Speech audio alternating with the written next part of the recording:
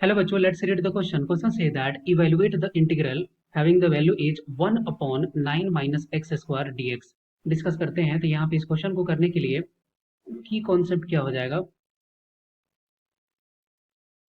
Question का की concept हो जाएगा यहाँ पे कि अगर मान लेते हैं कि अगर स्टैंडर्ड फॉर्म रहता है डी एक्स अपॉन और यहाँ पे हो ए स्क्वायर माइनस एक्स स्क्वायर, और इसका अगर हमें इंटीग्रेशन चाहिए तो वैल्यू होता है डायरेक्टली अगर हम लोग लिखना चाहें तो ये होता है 1/2a।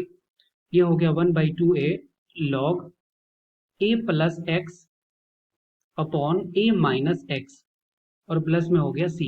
ये स्टैंडर्ड फॉर्म है। इस फॉर्मेट में अगर इसको कन्वर्ट करें तो यहाँ पे आई इज इक्वल टू क्या हो गया, आई इज इक्वल टू हो गया integration D x upon 9 - x²।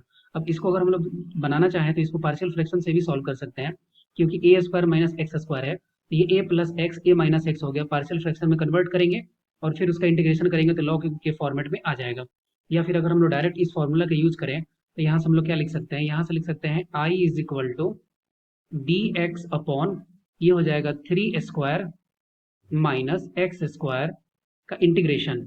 Okay, integration. अब ये फॉर्मेट में अगर हम लोग कंपेयर करें तो यहाँ पे ए इज इक्वल टू क्या है 3, एक्स इज इक्वल टू क्या है एक्स, दैट मीन्स यहाँ पे फाइनल इंटीग्रल का वैल्यू क्या हो जाएगा, ये हो जाएगा 1/2 और ए इज इक्वल टू क्या है 3 तो ये हो गया 3। और यहाँ पे लिख सकते हैं क्या, यहाँ हो जाएगा लॉग और ये हो जाएगा ए इज इक्वल टू क्या है 3 तो ये हो गया 3 plus x upon 3 minus x और प्लस में हो गया सी। तो आई इज इक्वल टू हो गया 1/6 log 3 plus x upon 3 minus x और प्लस में हो गया सी।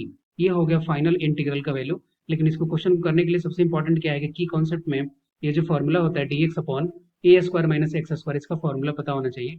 देन हम लोग डायरेक्टली यूज करके इस क्वेश्चन को सॉल्व कर सकते हैं। I hope you will be understood it well. Best of luck, thank you.